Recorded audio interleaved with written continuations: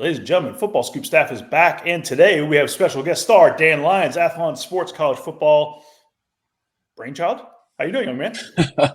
I'm doing well. How are you? We make up names on the fly. I've got Zach Barnett, Doug Samuels with us. Today, I asked these guys to come on. I want to talk about Group of Five and the greatness that is happening there. There's the potential for an incredible season at the Group of Five level this year. Boise State has shown us that early on. Northern Illinois with the knockoff from Notre Dame. Memphis is currently at the top of the polls. They still got a lot of games ahead of them. Tulane almost beat Kansas State. They got Oklahoma coming up. UNLV, everybody thinks is way better than most people realize. They have a showcase game Friday night at Kansas. There's all sorts of other undefeated teams, and I wanted to talk about that greatness. Why don't we start at the top, right? So Group of Five, top 15. It's a coaches poll. All Group of Five coaches are invited to participate. Several of them are.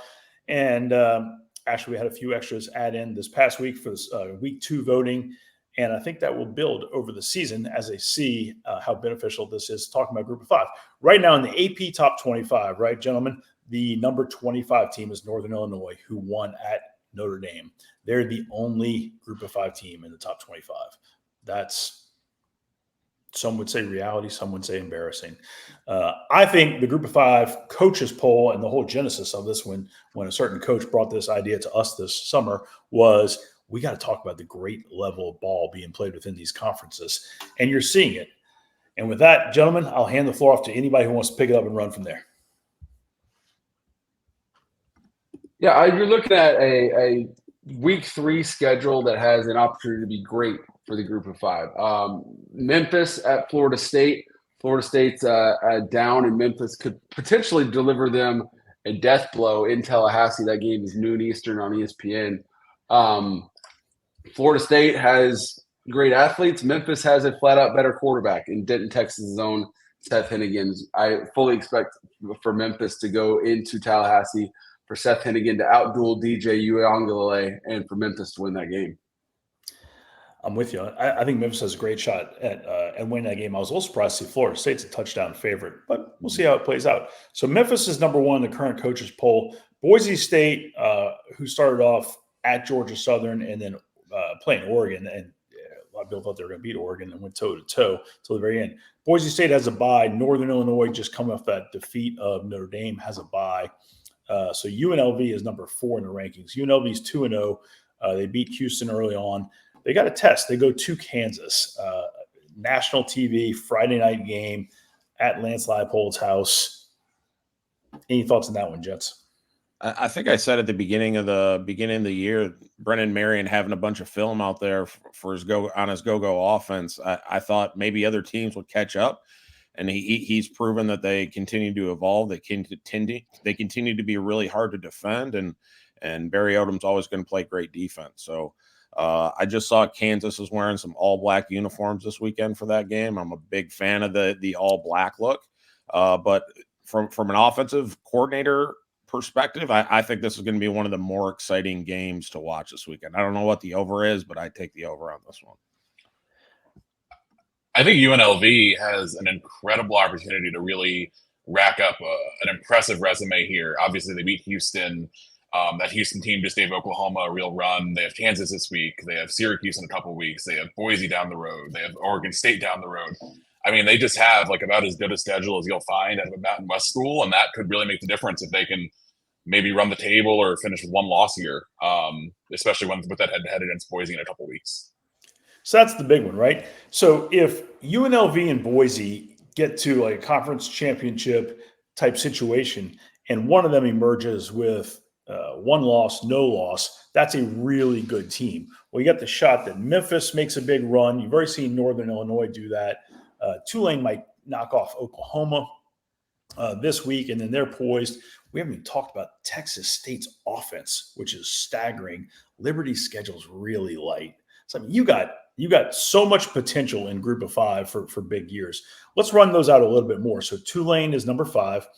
Tulane just about beat Kansas State and just didn't quite get it done. They go to Oklahoma. Oklahoma struggled with Houston at home. Green Wave got a shot there. I'm just letting y'all know I'm picking them. It's hard not to flirt with it. I mean, Oklahoma is in full-on crisis mode right now, and their players, their whole operation, you could see lacks confidence. At a time that was supposed to be building confidence, playing Temple and Houston, and now Tulane. We all believe, and our pollsters agree, is far better than Temple, and I think better than Houston. So this is a team where I'm not going to say Tulane's going to win. I don't know that I'm going to pick them, but I mean, it's a 50-50 shot at worst. Tulane wins the game. I think from a coaching perspective, 2 weeks in with a lot of new pieces, Oklahoma is still trying to figure out who they are. They've got a new offensive coordinator that knows Oklahoma as well as anyone. You've got a young quarterback back there. So I think I don't think it's time to press the panic button. I think your finger is hovering over that panic button, but they've got some time. They're just trying to figure out who they are. Jamie Chadwell is a sneaky good coach at being humble, but also saying a couple of words that get him into the conversation. Jamie Chadwell's team has a schedule that is pretty favorable. This week they've got UTEP. I suspect they're going to wind up matriculating down the field and having a lot of wins towards the end of the season. Perhaps the biggest game of the group of five this week, Texas State hosts Power 5 or Power 4, Arizona State. Arizona State's coming to town. Arizona State has had a nice start to their season. Texas State just put it all over UTSA. Any thoughts on that one, gents? Yeah, I mean, I said last week that the UTSA game was, in a way, the biggest game in school history for Texas State, at least since they joined the FBS.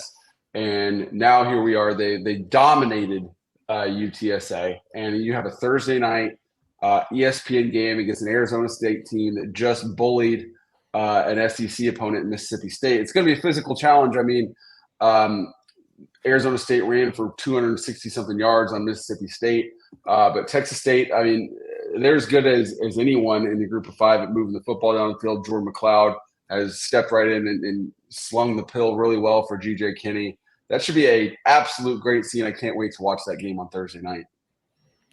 G.J. Kinney has been there a year and a couple of games, and the turnaround it's phenomenal. Very, very impressive. All right, so number 8's Coastal Carolina. Dan, I don't know about you. None of us picked Coastal to beat Jacksonville State the way they did in week 1. They just put it all over them. Tim Beck's got things going. Travis Triggett's got that offense rolling. Coastal has Temple this week. Temple's not playing real well. No, I think this is an opportunity for Coastal to really put up some more style points, like the way they did it in Jacksonville State when they dropped 55. Temple might be the worst team in FBS. It's really disheartening as a Northeastern person to see that after they had really gotten things turned around under that run of coaches they had. But Coastal, I mean, I wasn't sure what to expect from them in the post-Jamie Chadwell era, and they've kind of kept it rolling. They're a fun program. It's a nice tune-up for the Virginia game in a couple of weeks. They should be in the mix here. I think they've been very impressive. Agreed. James Madison is sitting at number 9. They are off this week as they prepare for North Carolina coming up. And, if they were to shock North Carolina, that's a big deal. Number 10, Toledo. Toledo's undefeated. They go into the SEC country, and they're going to Mississippi State. Doug, Zach, any thoughts on that one? I mean, Mississippi State's still licking their wounds from getting run roughshod over by Arizona State, as Zach already mentioned. So to bring Toledo into town, perennially one of the top MAC teams, a really good coaching staff that's got a lot of experience. Jason Candle's always in the mix for some other jobs and manages to stick around. But I think this is a sneaky good game. I think Jeff Levy's still trying to figure out who Mississippi State is under his leadership. And I know he's got a vision of who they want to be, but Toledo is going to put up a tough task for him. Yeah, I mean, if you're Jason Candle's team, you're hopping on that plane thinking, we're not going down to Starkville to collect a check. We're going down there to win the game. It's a big statement. It's the MAC coming to the SEC and winning. Army is number 11. Army's quarterback, I think, is an all-American human, and he's a lot of fun to watch on the football field. They got Rice this week. Mike Bloomgren's team was really up last year.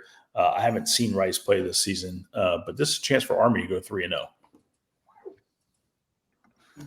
Yeah, Rice lost their opener to Sam Houston, and then pummeled Texas Southern this past weekend. So, I agree. This is a chance for Army to move to 3-0 as well.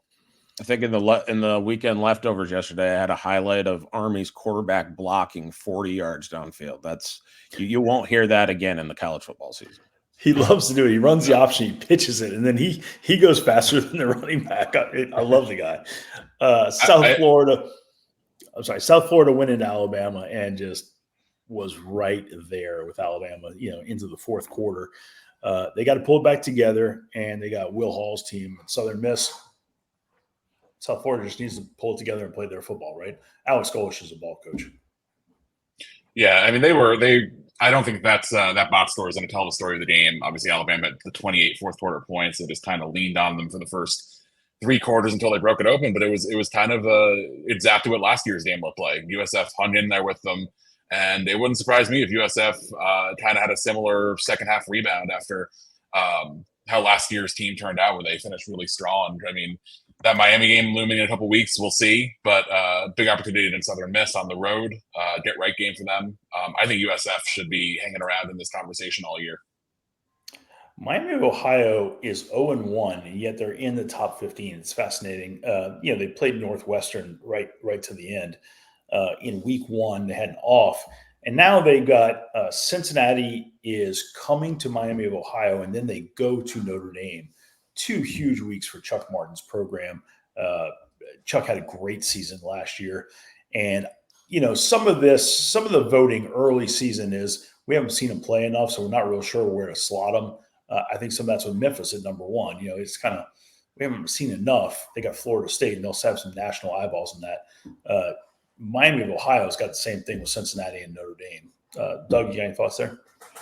Yeah, I mean, I think we saw a little bit of who Miami was in that opening game with Northwestern when they played really tight. Northwestern had a bunch of hype around their 15,000 people Lakefront Stadium, but he's got Chuck Martin's got as good of these next few games as anyone. I mean, we're going to see who Miami is. How great is it that we're sitting here talking about we're 15 deep in the group of 5, and these teams are loaded. We're talking about Miami, who wins the MAC, and they got a couple of make or break type games that could put you on the national stage. I love this stuff. All right, here's a bit of an unusual one. Again, I was the coaches vote, so it is what it is. But they had App State at 14, and I was like, man, App just got housed by Clemson. There's a talent disparity there, but can App State get right? They've got East Carolina here. They go at East Carolina. East Carolina got a couple of votes and we're right outside the top 15. Can App pull it back together? We'll see. Yeah, that's to me a nod to the branding power of App State. They wouldn't have made my ballot, but we don't get a vote. I agree. I feel the same way. Fresno State's got New Mexico State. Fresno State's currently 15. Fresno had Michigan early on. Yeah. New Mexico State's a heck of a program. Jerry Kill had an incredible year last year. Tony Sanchez trying to keep it on the right track. We'll see how that one plays out. I think that one has some potential to have some impact on the poll going forward as well.